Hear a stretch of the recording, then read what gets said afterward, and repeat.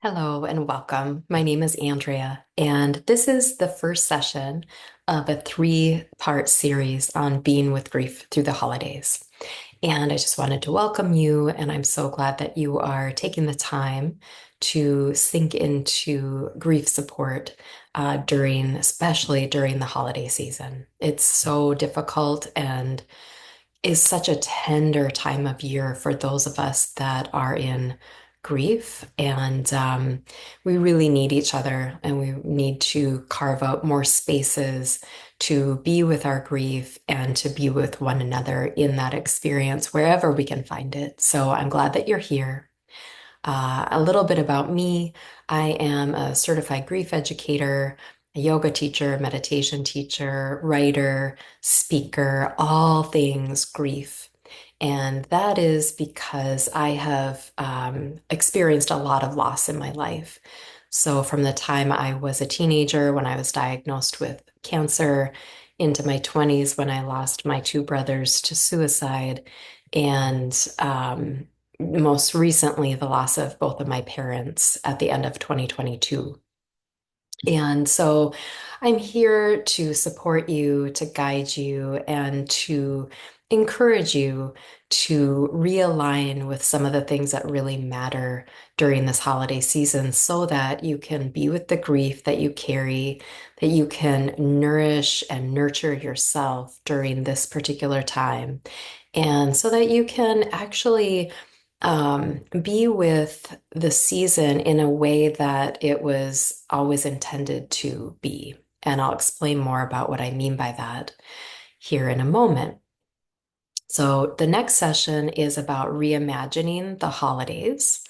So, we'll talk about more practical things that we can actually do to make the holiday season more bearable and more magical, to be honest with you. And then our third session is going to be on honoring our ancestors and our loved ones that we are missing and that we're longing for. So, as we sink into this time of year, we don't have to look that far to see examples of the way nature is living in alignment with the weather, with the current season. When I look out my window, well, right now it's there was snow on the ground. I live in the Midwest, and it melted over the weekend, but it is very dormant out there. So I don't see a lot of birds. I don't see a lot of squirrels. I don't see a lot of really anything. Even people are starting to move inward. We just don't have to look that far. You know, the trees are bare, the grass is brown. Nature is telling us exactly what we need to do, and that is to move inward, both literally and figuratively. So, literally, it means moving inward into our homes. Doesn't mean that we can't go outside and enjoy the winter months. It just means that we are being coaxed a little bit to spend more time inside. And, my dad always used to say, I loved him for this, but he would always say, our house should be a sanctuary. And I didn't really appreciate what he meant by that when I was growing up. The older I've gotten, the more I appreciate it. He even went so far as if we would have like, my mom and my dad, if they had, stressful topics to talk about, or if we as a family had something that we had to address as a family, he wouldn't allow us to do that in our home. Any kind of conflict had to be taken outside of the home. And what that meant for us was to go to, usually it would be to like go for lunch or coffee, and have the conversations there. He and my mom used to walk 4 miles every day for years. And he would always talk about how that was their time to hash things out. They'd work it out so that when they got back home, um, home was a place for peace and for quiet. And like he said, it should always be a sanctuary. And that just reminds me so much of winter, that we get to create our inner lives, our homes, we get to make them sacred, and winter is the time to do that. Um, that's a literal sense of the word. Figuratively, it really means to go inward to ourselves and to tend to our inner worlds. And what that means is you're here right now because you are seeking grief support through the holidays. And beneath the surface, we have pain, we have hurt, we have a broken heart. We have a heart that really has been broken open. And that requires tending to, it requires attention, and it requires a real attention on mending. And we can't do that if all of our energy and effort and time and attention is focused on the outside world. The rub, the hardest part about this is that we don't live in a culture that supports this. Only to a certain extent does our culture actually support it. And so at the very time that we are being called to move inward, to tend to our inner lives, to tend to our grief, and to focus on mending, we are being asked to attend celebrations, to all the choir concerts, if you have kids, all of everything, the Christmas parties, the holiday parties. We're already seeing signs of New Year, New You marketing. It just doesn't support the healing that we need. So it's up to us to create the conditions that really support us to move inward. And what I really have been reflecting on is that this isn't anything new. This is the way that we have meant to live for millennia, probably. It used to be that we would gather in circle. We would gather around a fire, and naturally that would be a circle. We had healing ceremonies. We had rituals together. We had celebrations that was less about well, it was nothing about purchasing things on Amazon. It was just the opposite of that. We had time together where we could come together in community to celebrate, but also to grieve. We've lost all of those ancient rituals. And so I really want to encourage you to step back this season and see if you can integrate some of the qualities of winter. And again, our next session, we'll be talking about how to do that. But what those qualities are, the winter calls us to deep rest. And it's a restoration time period. So can you imagine if nature never rested? If nature was constantly in a season of growing and doing and planting and harvesting and growing and doing and planting and harvesting. Well, that is the world that we live in. It's not the natural world, but it is our modern society. We live in that kind of culture that never stops to rest, never stops to actually contemplate our lives, do any kind of reflection. It is within this season that we actually are becoming the next version of ourselves. So anytime we have had a loss, especially a big one, especially a significant one, such as the loss of a loved one, we are being asked to move inward, to be with that loss, to allow grief to actually transform us and to reemerge a different person, essentially, not a different person, I shouldn't say it that way, but a different version of ourselves. Because the person that we once were before a big loss is not this, we are not that same person anymore. Anybody that's gone through a big loss knows that there is a version of us that um, gets demolished when we have moved through a loss. And then we wake up that next day or in the following days and we don't recognize the world. Our whole world has stopped. The rest of the world has continued, and we're not the same person.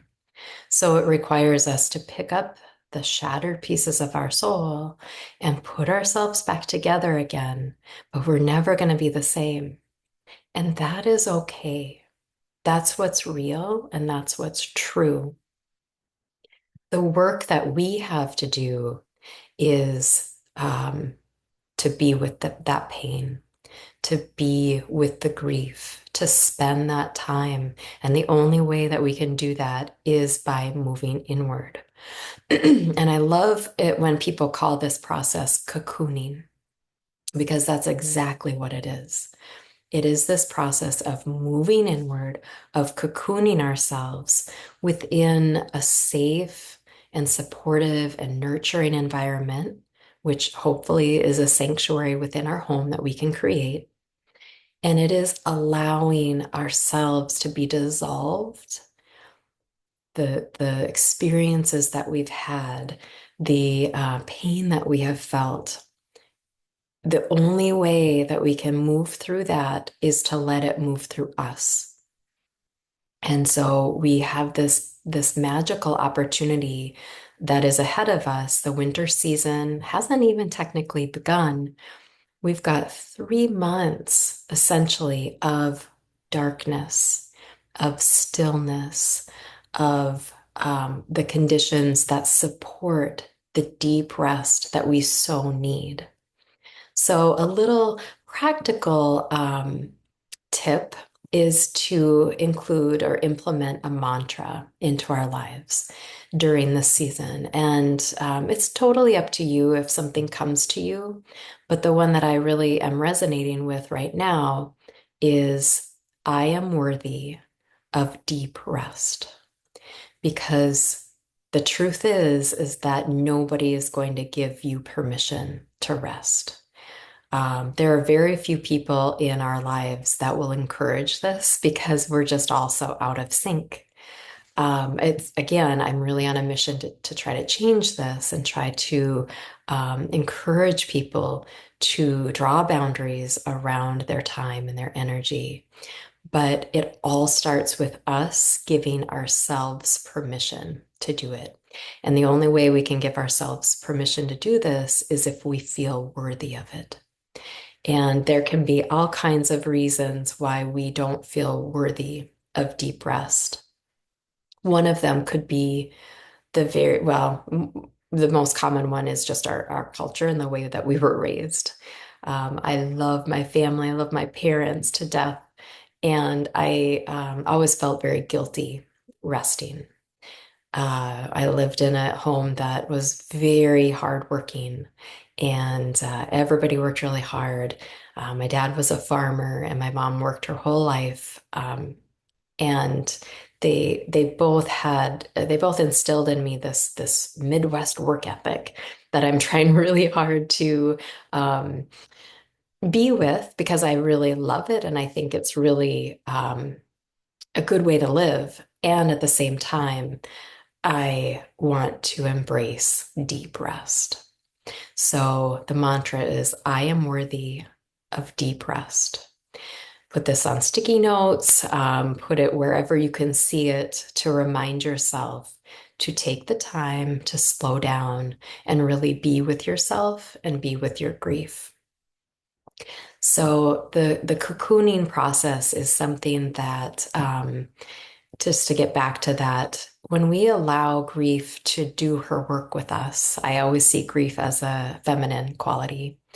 Um, we are giving ourselves the time and the space to heal so that in the spring we can reemerge and move through a rebirth process and know we're not the same person, but we're still ourselves.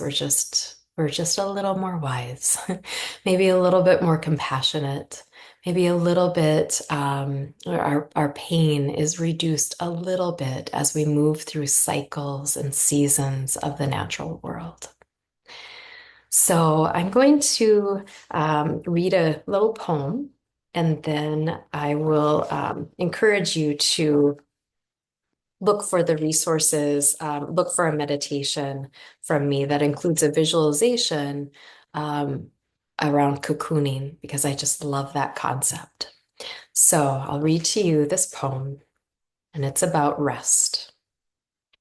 It's by Larson Langston, and it says, "Rest so you may rise. Rest, dear soul, let the weight of the world dissolve like mist in the morning sun. Lay your burdens gently on the earth and whisper them into the soil. Feel how even the roots know how to cradle your sorrow. Rest so you may rise, not as a phoenix, all flame and fury, but as a soft breath of dawn, quiet, steady, unyielding. Rise not because the world demands it, but because your heart yearns to beat freely. To taste the air of becoming, let the stars above you hold the fears tonight. Let them shimmer with your doubts so that in their fading, you will see only light. Rest so you may rise, whole, unbroken by time's gnashing teeth. Rise with the song of your own name, sung by words that know only truth. Winds that have kissed the mountains and danced with the seas, rest and remember. This pause is not defeat. It is the gathering of storms, the stillness before creation. It is the inhale before a shout that shakes the very heavens. Rest so you may rise. For the rising is yours, and the day will wait for you. The world will wait. I just love that. I love that so much. I'll probably record it separately so that you have it when you need to listen to something, to be a reminder for you to rest so that you may rise again in the spring. All right, my dear friends, that's all I have for you this session. I'm wishing you a restful time. And again, look for meditation and visualization that has the theme of cocooning. All right, have a wonderful rest of your day. Bye bye.